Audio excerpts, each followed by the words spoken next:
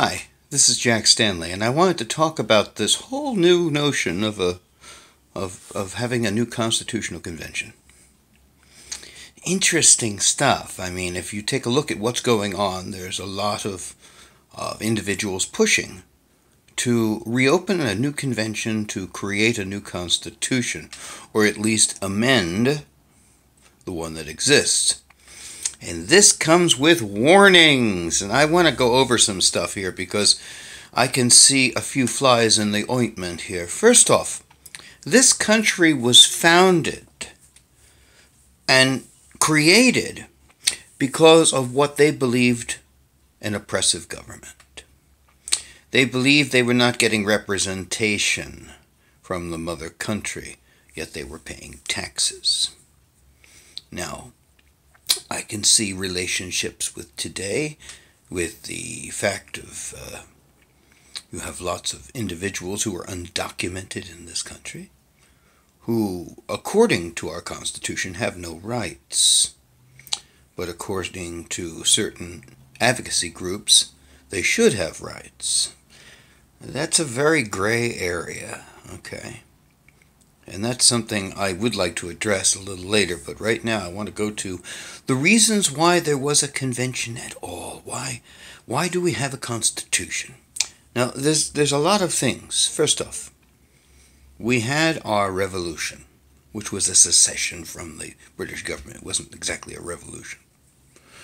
And of course we have the Declaration of Independence, which is not creating any country. It didn't really state our country. It just more or less stated our grievances and why we wished to create a country. It's very important. A lot of times people think that the Declaration of Independence is a legally binding document. It's not. It's just like the declaration that came out the year before, called the Declaration of Writs and Grievances. We forget about that one, which is basically saying this is why we might want to do what we did the following year. So when the American Revolution started, our Congress got together and created a form of a constitution for this country. Benjamin Franklin brought it with him to France, even in its early stages. And that's how a lot of the information got out, because he handed it out and had it printed and stuff like that. But the thing is that's very important about the new Constitution that was first written in the 1770s. It was called the Articles of Confederation. Now, what I find most amazing and most fascinating is how few people know about the Articles of Confederation. It was a legally binding document. It created this nation. Now, there were a few issues with the Articles of Confederation, being that they had been dealing with an oppressive central government. The Articles of Confederation did a full 180, and they made a very weak central government. A central government that could express its views but did not have the power to execute them. A very interesting thing. And we had our 13 colonies, which would be 13 states or nations, more or less. And what was fascinating about this document is it gave the power to the states and was ruled loosely and very weakly by a federal government. Now, just so you get an understanding of what was happening at the time with the Articles of Confederation, every state was more or less a sovereign nation. And what do I mean by that? They had their own military, their own militia. They had their own currency. They had their own taxes, and they had their own tariffs. Now, why would a state need a tariff? Well, the neighboring state was its own sovereign nation, with its own currency, its own militia, its own taxes, and its own tariffs. So, if you can just imagine this, you had these states more or less pushing everyone else with their ideology and not working as a unit, working as a sovereign country. Now look at it. Let me give you a for instance. Let's say I am here in New Jersey right now, and I am a manufacturer, and I make slingshots, just for instance. And I want to bring them to Virginia, because there's a big market for slingshots in Virginia. So I will manufacture my slingshots in New Jersey, package them, get into my horse and wagon, and work my way down south. Now, I could also take a ship, which would bypass some of this, but I want to get you to understand how the Articles of Confederation worked by using this example. I would go through New Jersey, working my way down south, and reach Pennsylvania. At the border of Pennsylvania, I would transfer my monies to Pennsylvania currency. I would pay whatever tariffs were needed and taxes. Continue on my way to Delaware. At the Delaware border, I would trade in my Pennsylvania money to get Maryland money. I would pay my tariffs and go on my way. I would reach Maryland, so on and so forth. And finally, I would reach Virginia and eventually have Virginia's money and pay the tariffs, deal with their taxes. And that's what I would have to do to work my way down through these sovereign states. And in a sense, they weren't states. They were separate countries. And they did not like the idea of working together, and they would fight tooth and nail against various ideologies of the very weak federal government, which the federal government at that time could declare war. But they couldn't officiate it because they didn't have the power to do so. And being so that some states said, we have no intention of following these rules, we will do it our way, we started having issues and problems.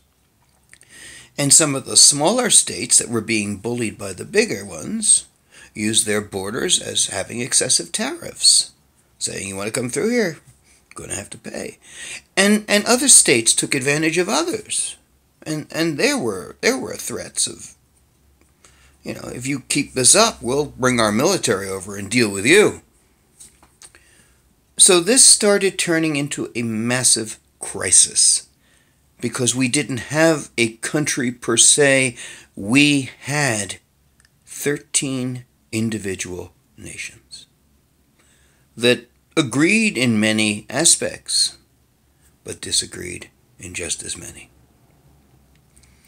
That is why, when they had the convention in Philadelphia in 1787, it was not a convention to write a constitution. It was a convention to repair weaknesses in the Articles of Confederation. And that's what everybody thought they were going to do. In fact, most of the people coming to that convention were of that mindset. There were just a few that were ready to hijack the whole system and change it. Because what had happened was this. The Articles of Confederation took a very conservative view from which had existed before the American Revolution and created a very liberal view. Let everybody have their freedom. Well, you know something? too much freedom becomes no freedom at all, because you start having very, very bad issues. And so a handful of individuals came to that convention and said, we have to go the other direction. We can't keep the country running like this, or there will be no country. And so this handful, James Madison, Alexander Hamilton, a few others, were kind of privy to the ideas. And they totally scrapped the Articles of Confederation and did a 180 from that. It's a very interesting thing. They created a more powerful central government and a much weaker series of states. And they created a national currency. They created a national bond, one might say, with the 13 states. And that is one of the main reasons why there was a constitutional convention, was to basically rein in the craziness of the states. Now, I am looking at this period of time, and they're talking about having a new constitutional convention, because they're talking about the excessive power of the federal government. They don't like the Bill of Rights that came out in 1791. People don't seem to be very happy about the Second Amendment, the First Amendment, several other amendments. But let us be warned, let us be reminded of our actions with the Articles of Confederation. Every person in this country should understand that the various reasons why we had to get away from the Articles of Confederation. If you don't understand that, how are you going to understand creating a new constitution that might bring us closer to the Articles of Confederation? This is very important, because you can see that states are clamoring for more power, and they wish to remove some of the power from the federal government. This is dangerous stuff. Now, there are as many opinions on this, as many ideologies on this, than there are sands in the desert, okay? It's an amazingly varied view. I mean, there are people that want to scrap our Constitution. There are people that want to just get rid of the Second Amendment. People want to get rid of the First Amendment. There are people that actually think that you shouldn't have the right to speak your mind. Ladies and gentlemen, you lose that right, you've lost everything. We don't realize that. But let the Articles of Confederation, let our previous mistakes be a guide. If we do indeed happen to have a new constitutional convention, make sure we understand our history. Because if we make the same mistake, and we give more power to the states, and remove some of the powers from the Constitution, from the Bill of Rights, you are talking about creating a situation from which we might not survive as a country. So some thoughts here on this. Please study the Articles of Confederation. Please understand it. Please understand why we have a Constitution. Please understand why they had to scrap the Articles of Confederation. They couldn't even collect taxes with the federal government in the Articles of Confederation. It was an impotent government. You never want to have an impotent government, okay? And you do need a strong central government. Because if each state has its power, if each state has a more direct say in what it does, we start becoming separate nations again. And that we cannot have, because, as I said before, I don't think we could survive it. Thank you.